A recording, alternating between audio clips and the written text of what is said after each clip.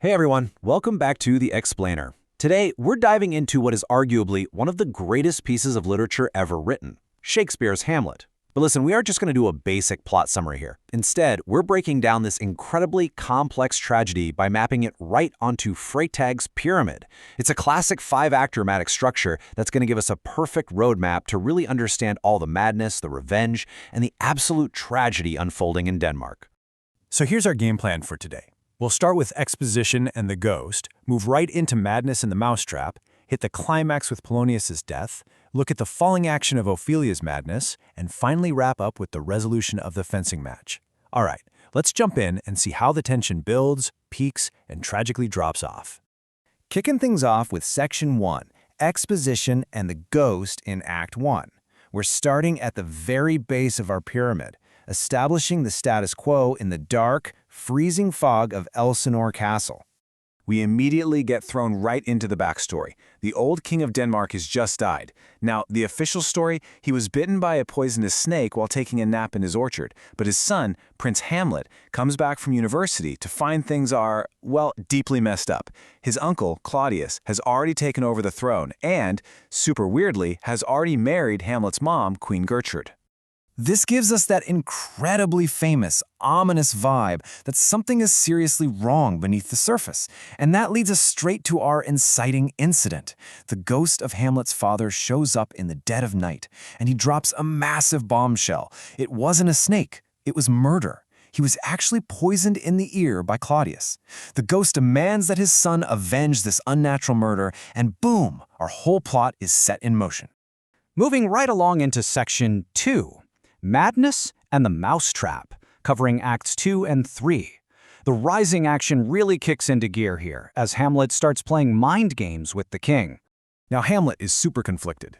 He feels this heavy duty to avenge his dad, but he's also thinking, what if this ghost is just some evil spirit trying to trick me into committing murder? He absolutely has to get proof first. So he comes up with a brilliantly risky strategy to test Claudius. Hamlet decides to put on an antic disposition. Basically, he fakes losing his mind. Think about a time you pretended not to know something just to see what someone else would say. Well, Hamlet takes that to the absolute extreme. He acts completely unhinged to investigate his uncle without raising suspicion. He totally confuses everyone spying on him, including his old buddies Rosencrantz and Guildenstern, and he even uses this fake insanity to brutally reject Ophelia, the woman he loves, telling her to essentially get lost. But acting crazy isn't quite enough. He still needs hard proof. So when some traveling actors show up, he gets a genius idea. He hires them to put on a play he calls The Mousetrap. The plot? A king getting murdered by poison poured right into his ear.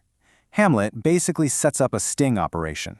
He watches his uncle like a hawk during the performance, and when the poisoning happens on stage, Claudius completely loses it.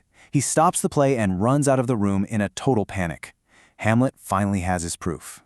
Which brings us to Section 3, the climax, with Polonius's death in Act 3. We are at the very top of our structural pyramid, and the pacing is at absolute maximum intensity. Right after the play, Hamlet tracks down a panicking Claudius, and he finds him completely alone, on his knees, praying. Hamlet pulls out his weapon. This is it, the absolute perfect chance for revenge. So, why on earth does he hesitate? Well, he overthinks it.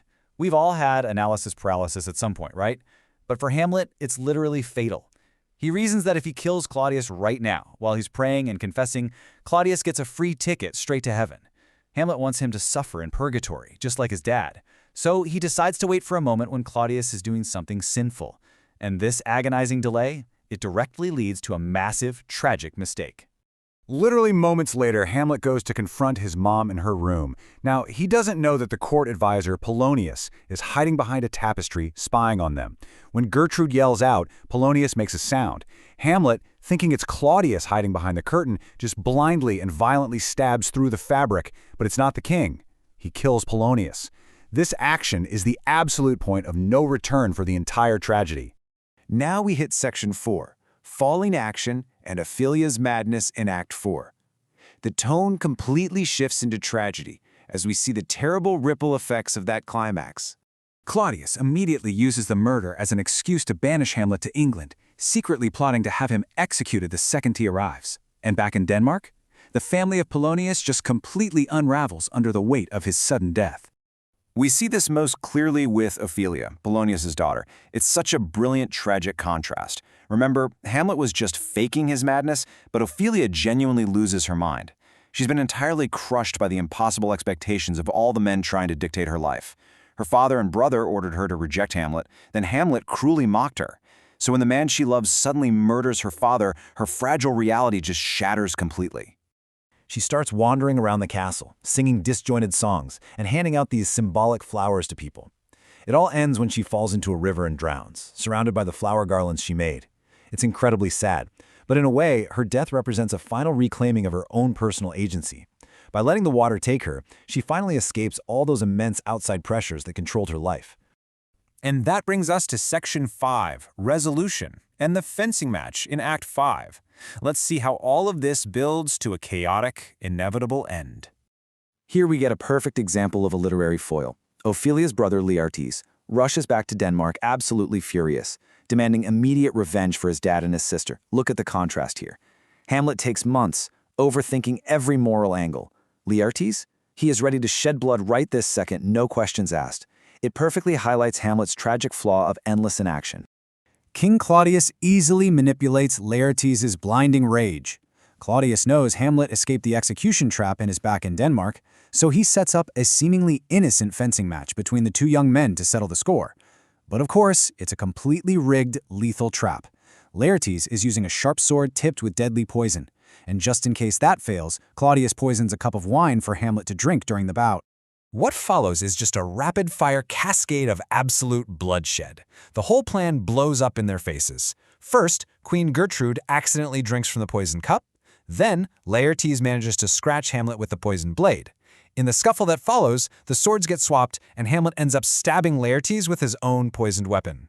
As Gertrude dies and Laertes confesses the whole plot, Hamlet finally stabs Claudius with the poisoned sword and forces him to drink the rest of the poisoned wine.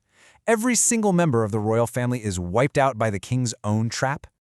As the poison takes Hamlet's life, his loyal friend Horatio actually tries to drink the rest of the wine to die alongside him, but Hamlet uses his final breaths to stop him. He tells Horatio he has to live so he can tell the world the true story of what happened at Elsinore.